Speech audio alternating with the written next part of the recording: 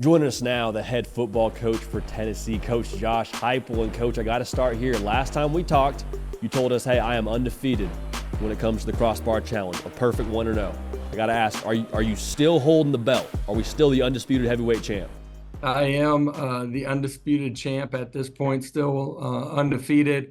It could be because I haven't given those guys another shot at the title at this point yet, too.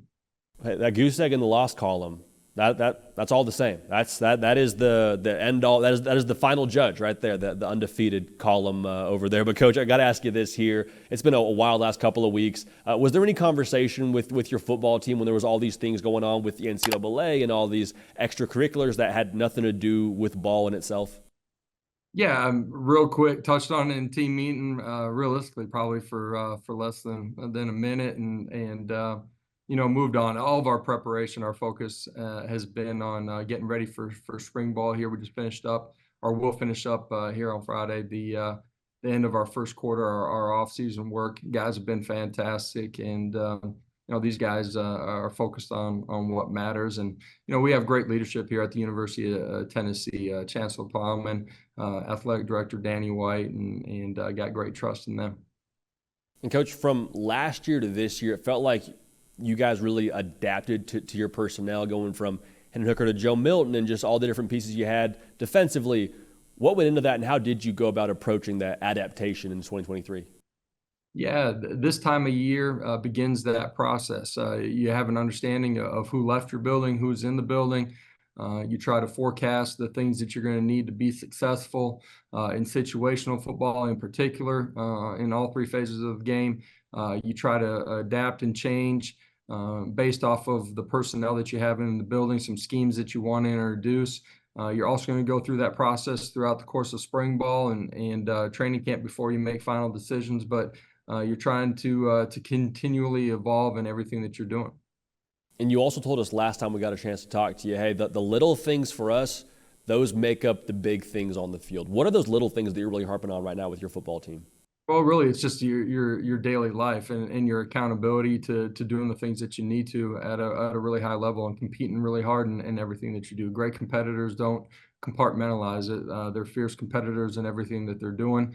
You rewind that into this stage of the year, what we've been doing in the weight room, changing bodies, gaining strength, adding speed and athleticism and ability to bend to our frames individually, collectively making us more athletic and a stronger football team. Our guys have been great here during our weeks of preparation here before we get into spring ball, and you just continually track those things and make sure that your players understand that the importance of those things and how that parlays itself into playing the way that we need to each play when we ultimately get on the field next fall. Coach, you played quarterback at a really high level. You've recruited some really high-level quarterbacks. You've had high-level quarterbacks in your building. What goes into speaking quarterback so fluently for you? Well, it does start with, just, me playing the position, understanding what it looks like, feels like inside of the pocket, what's going on with all the bodies moving around you, how to best teach those guys as they grow during the off season to put themselves in the best position to be their best when you get to the field. Understanding the ebbs and flows during the course of a practice, a game, how you communicate with them to be their best. And then, our offensive staff doing a great job of taking the player, what can he do his best, what are his strengths, continuing to improve upon the areas that we need him to grow in, but ultimately putting those guys in a position to be successful when we get to the fall. You ever work the scout team a little bit? You ever go out there and say, all right, hey, we're not getting the look we need. Let me loosen up the wing a little bit here. Nah, I don't want to dice them. Don't want to dice them up, man. You know what I mean? I'm not sure I can get it past 15 at this point, but underneath, I'd be able to dice them up. Hey, all about ball placement, from what I'm told, having never played. That was my only strength as a player too. That hasn't just come as I've gotten older. Well, your quarterback this year, Nico Iamaleava, obviously has a ton of physical strengths. What does he bring to this offense? Speaking about adaptability, what do you think will change about this offense with 8 running the show? Yeah, we'll continue to evolve with Nico and try to put him in a position to be his best. Really excited to get on the grass with him this spring. He had most of bowl prep where he was the guy as he prepared for the Citrus Bowl. I've loved from the day that he got here, just his focus in trying to grow and become his best. Fundamentally continuing to grow, balance and footwork inside of the pocket, which leads to accuracy. His continued growth and understanding defensive IDs, recognition, pre-snap reads, post-snap rotations. He's very gifted as far as arm talent, continuing to become more accurate because of the skill sets that I just talked about inside of the pocket. As a young player, he's hyper-focused on him growing as a player and becoming his best. He's going to have to continue to grow into a leadership role when you're playing that position. That's extremely important. Yeah, Coach, you mentioned it, like the position itself being the quarterback at Tennessee, and then also all of the high-profile accolades that came with him out of high school. Do y'all have any conversations when it comes to managing pressure and expectations and all that outside noise that inevitably comes with being Nico Iamaleava? Yeah, that's been a part of his life for a really long time. The recruiting process started early. He's had a lot of attention on him throughout that process, and then certainly once he's gotten here too, there's high expectations outside of the building. I think it's important for me, our staff, our players, everybody, and certainly Nico too, that you stay focused on your expectations, and then you go work extremely hard to put yourself in a position to be your best. He's very calm. He never gets too high, too low. He's got a great work ethic inside of the building. He's extremely consistent in that. Because of that, his talent, his impact on his teammates, our players have a great trust and belief in him as a player. And as I talked about earlier, as he continues to grow in that leadership role, I do believe he's going to be somebody that those guys rally around. And really just excited to see his continued growth here as we go through this offseason. Kickoff, it's not too far away, but at the same time, there's a lot of opportunity for growth. If he continues to attack every single day the way that he has during this beginning part of our offseason, we'll be really excited about getting on the field with him. I mean, Coach, everybody wants to talk about Hendon Hooker and that 2022 offense, and he obviously deserves a ton of credit. But that wide receiver room for him was elite. I mean, from Jalen Hyatt to Cedric Tillman when he was healthy. When you look at this receiver room for what your offense has in 2024, what do you make of them right now? What's your expectation level for those guys? Yeah, absolutely. Make sure you throw Brew McCoy in that group there too. No doubt. Excited to get Brew back healthy here as we go through the offseason and into training camp. Extremely mature, tough, physical, consistent player.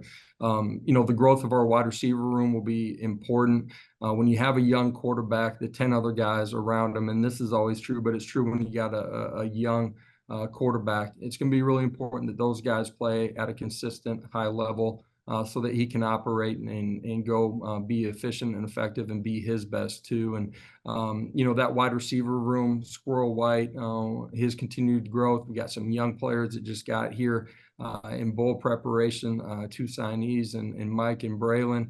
Excited to see them out on the grass here as we get into spring ball. And, just the constant growth. That room, as we've built our roster here over the last couple of years, it's the deepest that we've been at that wide receiver room, which provides great competition, driving them every single day in whatever phase of the offseason we're in. But it's also, I believe, going to give us an opportunity to play more bodies than we've been able to here the first couple of years. And I'm sure some good battles for that defense during the day. I mean, there's a lot of new faces in that secondary, Coach. What have you made of what they've done so far during winter conditioning, and then your expectations for them when it comes to spring football? Yeah, absolutely. A young group that's got to grow up quickly, like what they've done here so far in the offseason. The most athletic, fluid movement patterns, size, and when I say size, length and speed, the combination that we've had in our secondary. And, our defenses continue to take steps here over our first 3 years here, got great leadership in Tim Banks and our defensive staff. Really looking forward to the continued growth on that third level. Looking forward to a lot of competition there this spring. And for us as a program, our depth at wide receiver, the depth that we have at defensive back, it'll be the first time that we've been able to have great competition consistently out on the practice field, which I think is going to help us grow and be prepared to be our best in the fall. Coach, the new rules in college football that I believe are, if they're not finalized right now, maybe they will be by the time this comes out, the radios and the helmets. For an offense like y'all that go as fast as you do, the reviews from Texas Tech, from them using them in the bowl game, was, hey, the quarterback, they don't have to look at the sideline. They can just keep their eyes on the defense. They can go quicker. Are y'all going to be even faster offensively with this new technology, or how do you plan to utilize the new radios and the helmets for Tennessee? Yeah, that's something that, I think we're going to experiment here through the course of spring and find out how to best operate and function within that. The communication directly to the quarterback, your skilled players being able to communicate, get lined up quickly. At the end of the day, we always want to play as efficiently. It's not necessarily a set target of when we want to snap the ball. It's making sure that we're operating as efficiently as we can between plays as we're in our tempo to apply pressure to defense. Having worn that previously when I was a player in the league for my cup of coffee, I didn't want the guy talking to me too much before the snap of the ball. So each quarterback, I think, has an opportunity to be a little bit different and finding out what's best for them in that process before the snap. Okay, because I'm thinking like, all right, Coach, I'm all out eligibility, but I could maybe muster up somewhere in like a 4.9 40, and you scheme guys open all the time. I'm like, can you scheme me open for one play? We'll find a way to create enough space for you to have a catch and run opportunity out there on the perimeter. Golly, that fires me up. Well, Coach, we appreciate all your time as you're getting ready to jump into spring football here, and can't wait to watch y'all in the spring and in the fall. I appreciate it. Always great being on with you. GBO. Hey, y'all, thanks so much for watching. Subscribe to the channel here to make sure you don't miss an episode of The Hard Count. Also, be sure to check out other videos on the On3 YouTube channel.